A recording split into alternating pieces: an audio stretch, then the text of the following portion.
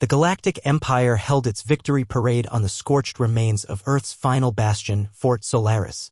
Human flags burned. Civilians were rounded up. And the great General Marcus Vale, leader of Earth's resistance, was executed live across all Empire-controlled star systems. A clean energy blade through the chest, his body thrown into the inferno below. Admiral Vex of the Empire, a smug, four-eyed Varnakian, broadcast the moment with glee. The war is over. Humanity is finished. It wasn't. The next day, the sky over Outpost Grelos 9, a fortress moon deep in Empire territory, turned black. There were no storms in space. Yet clouds churned. Lightning cracked where no weather could exist. Then the power died. Comms went dark. Doors locked shut. And in the silence, one whisper echoed through every hallway, not from outside, but inside every soldier's mind. He's back. Security feeds blinked and sputtered. What little footage remained showed flashes. A tall figure in a black exosuit, cloak trailing like smoke, helmet shaped like a skull, glowing red eyes beneath. He moved like a shadow, too fast for the eye, too precise for any living thing. And then the name started to spread among terrified whispers. Baba Yaga. Not a man. Not a soldier. A revenant. One commander locked himself in the command center and sent a last message to Admiral Vex: "You shouldn't have killed him. He came back. He's hunting us."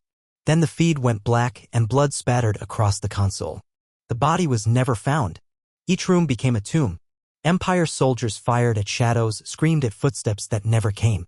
Entire squads vanished from sealed bunkers. They found one survivor. A young technician, eyes wide with madness, babbling nonsense. "He spoke to me," the boy said, weeping. He said, "Justice is colder than death." By the time reinforcements arrived at Grelos 9, the moon was a graveyard. No life signs. Only the bodies of elite Imperial troops. Some dismembered, some frozen solid, others curled in fear with no visible wounds.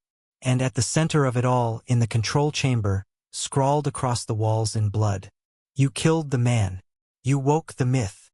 Admiral Vex watched the footage from his flagship, trembling. "This is impossible," he muttered. "We saw him die. I gave the order myself."